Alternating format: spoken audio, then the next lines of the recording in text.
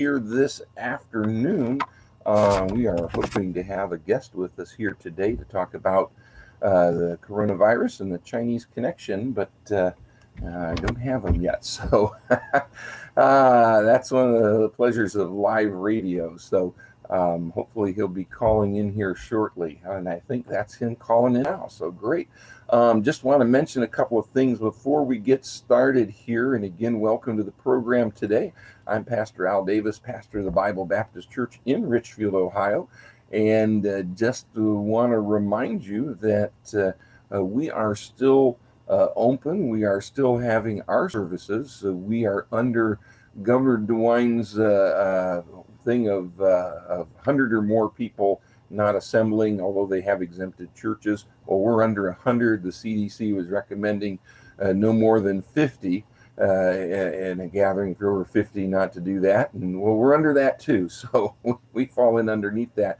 But we are asking, of course, that if somebody is sick or feels, concerned, please watch us online on our YouTube channel. You can go to YouTube and look for the Richfield Bible Baptist Church, and you'll find our YouTube channel there.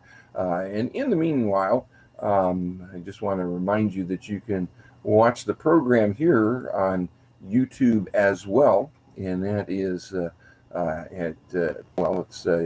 YouTube, and then just look for Live with Pastor Al, or you can go to our Facebook page, livewithpastoral.com.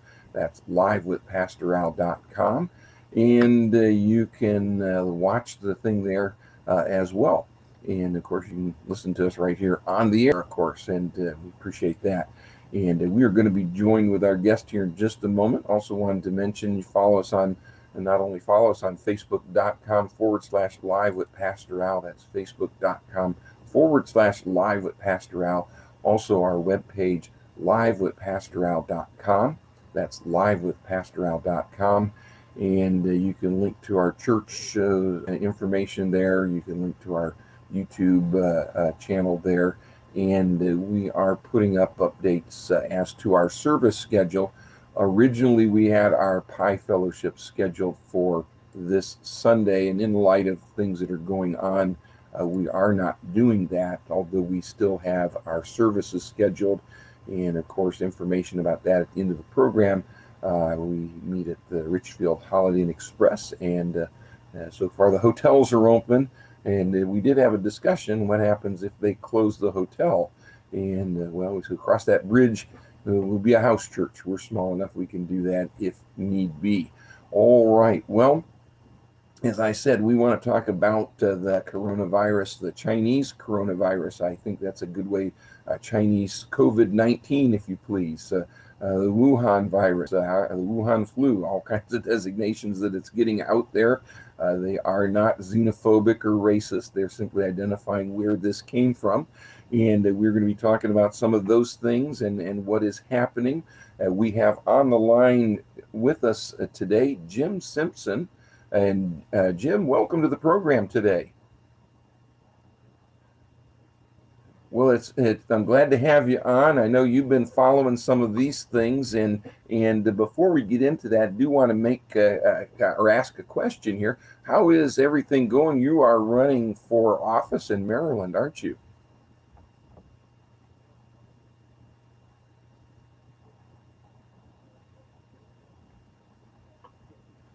And we got a couple in Ohio like that as well.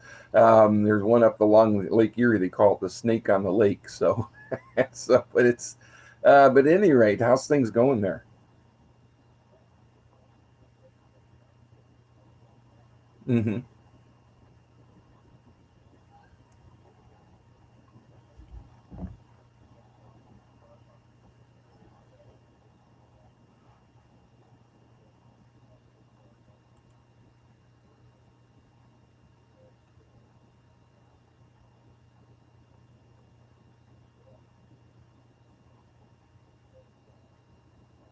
Wow.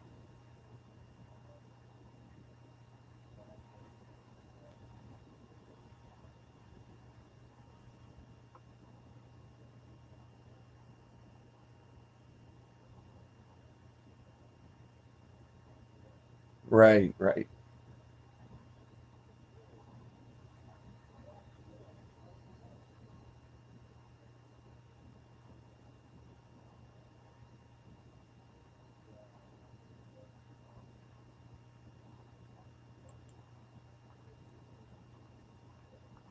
Hmm. And part of that is because they're testing more, and you might have had it yesterday, but you didn't get reported as a case until your test was come back today. But it is increasing, yeah. Uh,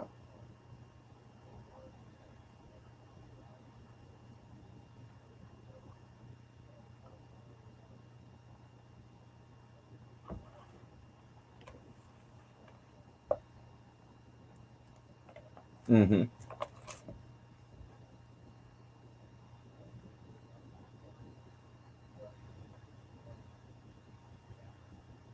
Yes.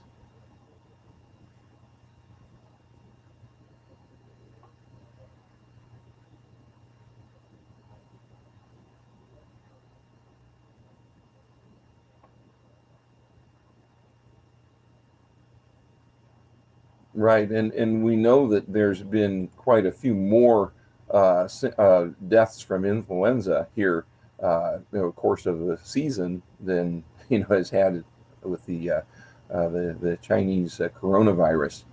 And one of the things that's kind of interesting. Remember that cruise ship, the Diamond Princess? They had about 712 cases on that, 7 deaths. And I think I read somewhere that they said about 20% of the people on the ship came down with the virus, caught the virus. And that's kind of a controlled situation. Of course, the numbers out of China, we have no idea what is accurate because they kept a lid on this for so long. The guy that first blew the whistle on it conveniently died as well after being forced to make a public apology. So and then, of course, they're trying to spread this story now that the United States purposely released it in Wuhan, China, and this is, of course, nonsense. What are you hearing about what's happening with preparations and I guess the Chinese influence in this, or however we want to go with this?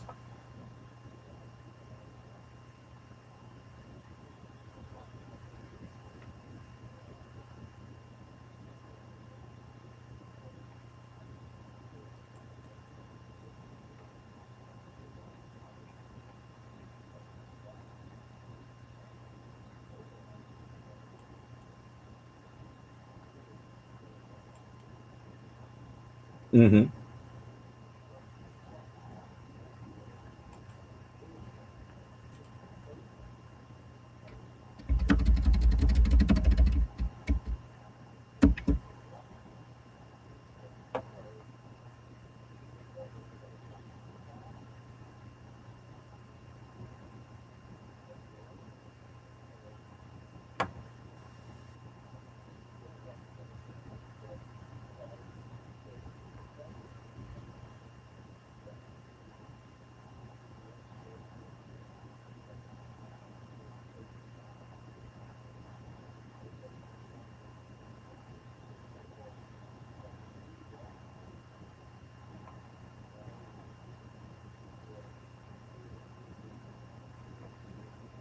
Right.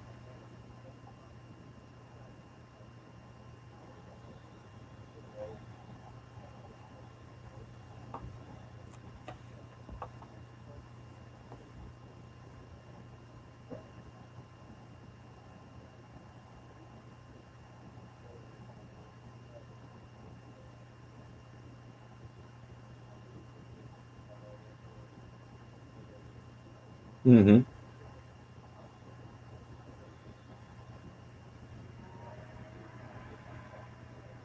Mm-hmm.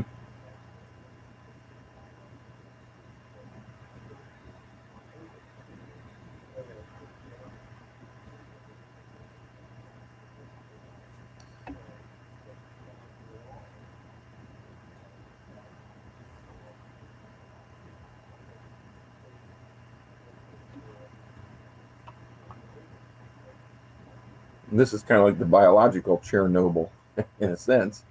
Yeah, I was gonna touch on what you're saying about the accidental leak. I agree with that myself because you've got that high level bio research facility that's right there in Wuhan near the market, and you've got these people experimenting, and major or countries do work in terms of analyzing viruses and all. Hopefully, it's to find out how to defend against it. But some bad actors out there certainly are trying to find out how to weaponize them. But they test them on animals, and one of the dirty secrets there is, they have the animals are supposed to be disposed of by being incinerated, and you got some low-level person working in there that's barely scraping by, and you say, "Here, get rid of these rats," and he says, "That'll feed my family tonight, or I can take it to the market next door and make a little money."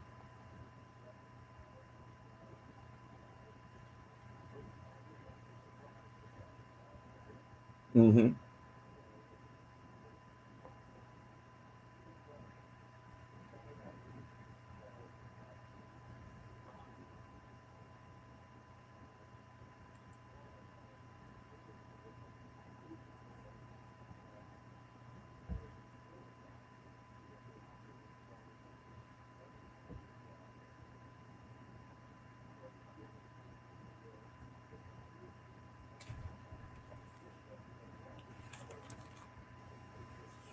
Right.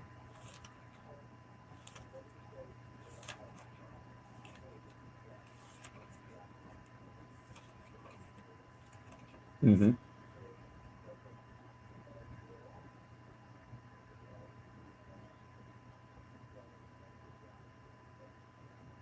Yeah.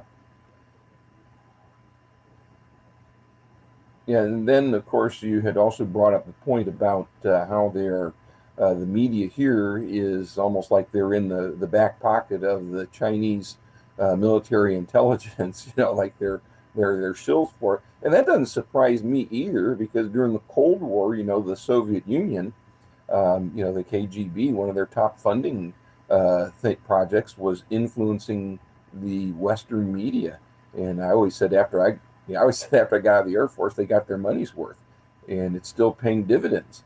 And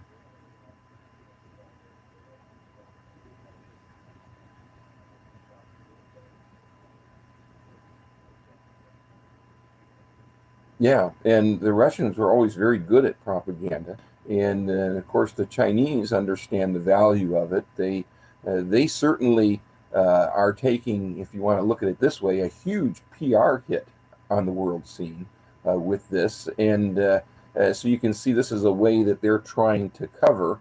And it's not me; it's those guys, evil United States. Uh,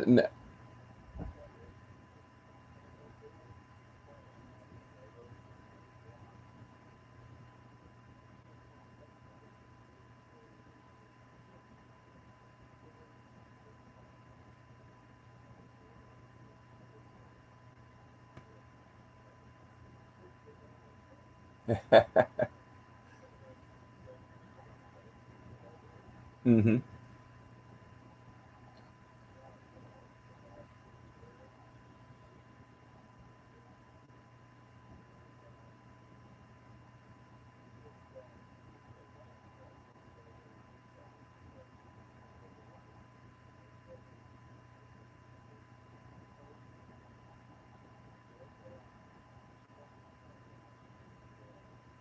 Right.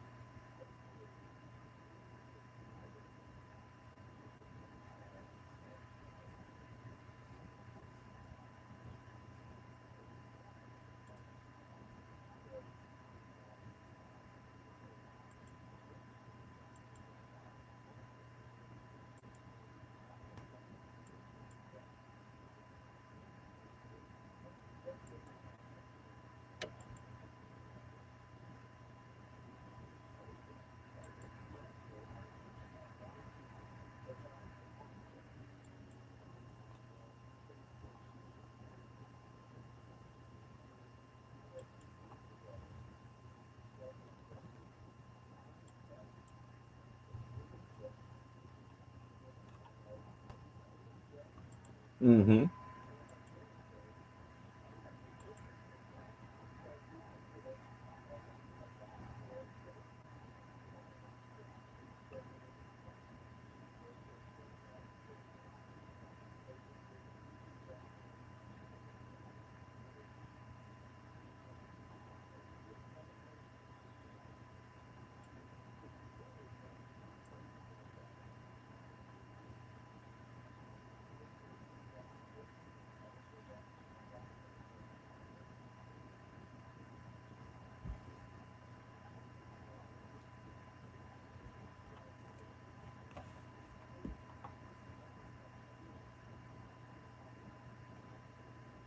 And I do think that also this is bringing out the to the world a little more clearly the nature of the communist Chinese regime over there, the totalitarian state. Um, it,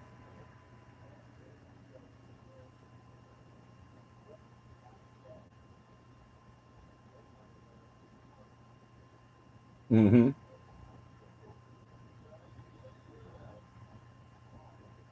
Oh, yes.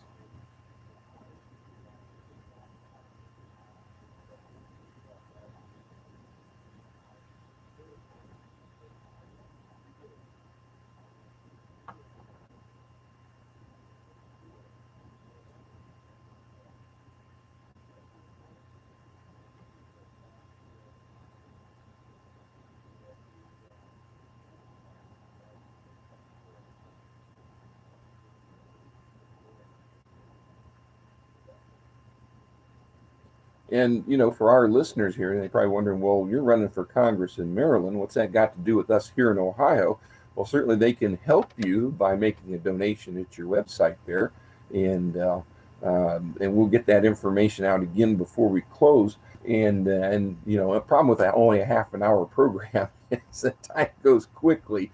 Um, do you see anything? I know you do a lot of looking into what we call the red green axis, and if you would explain that term, do you see them trying to capitalize on this in any way?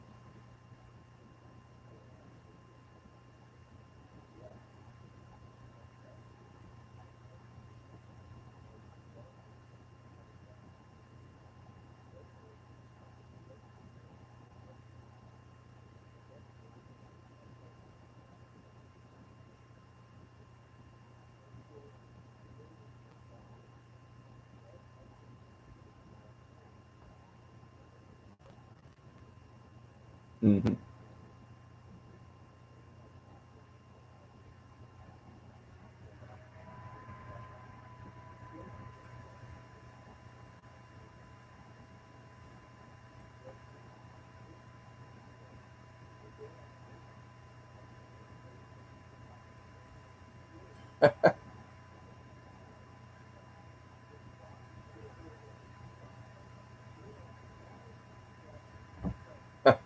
Well,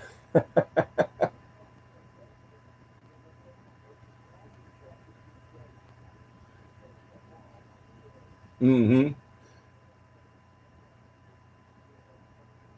yes, yeah. I even saw a headline that ISIS has said to their operatives not to carry out any, not to go to Europe. It's too risky. You can't make some of these things up, but um, and you've probably heard about this too. There are some exciting potential developments with malaria drug, chloroquine, that is widespread. It's relatively inexpensive and easy to produce, and used not only for malaria but also some autoimmune things. Yes.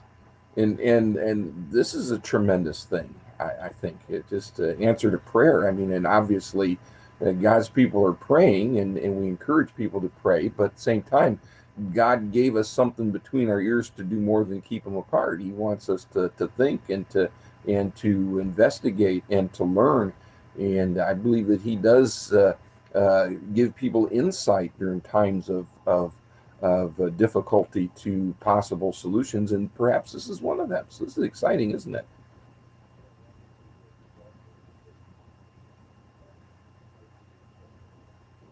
Yes.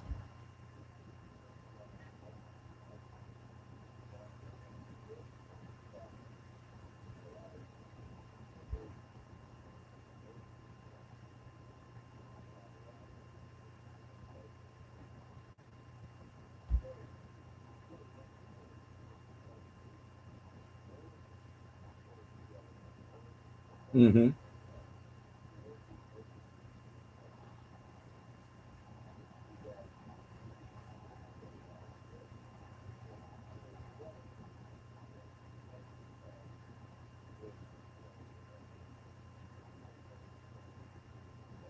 Mm-hmm.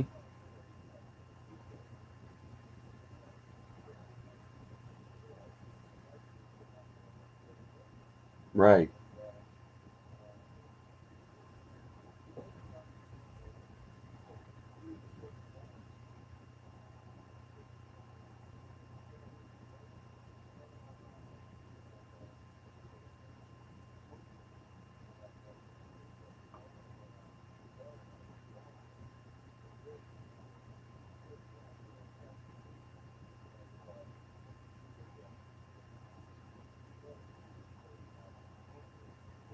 Hmm.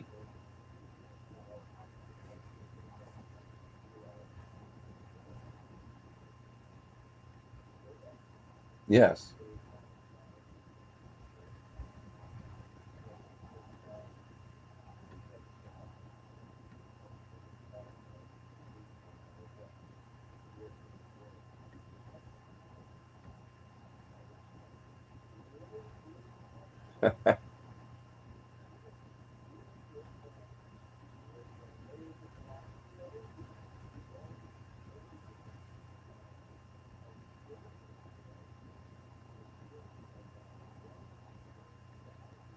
Hmm.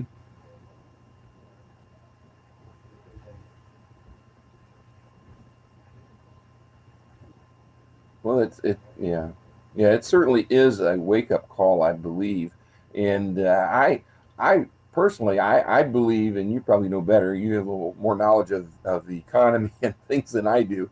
I was a biology major, not an economist, but you know, the stock market thankfully was in record high territory when this hit, and I saw that it's down, you know, basically to where it was when President Trump took office.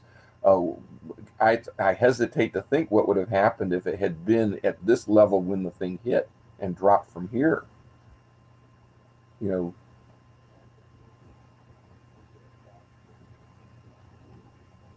yes,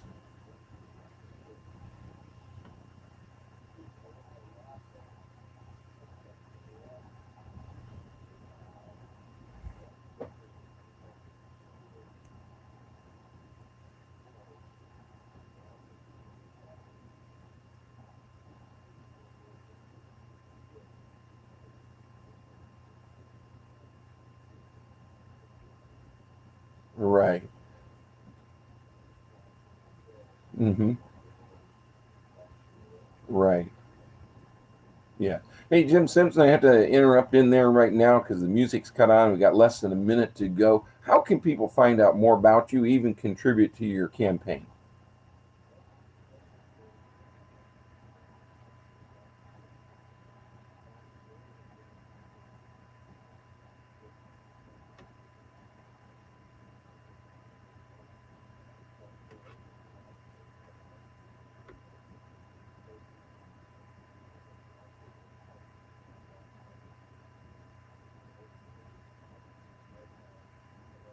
Oh, thank you. Yeah.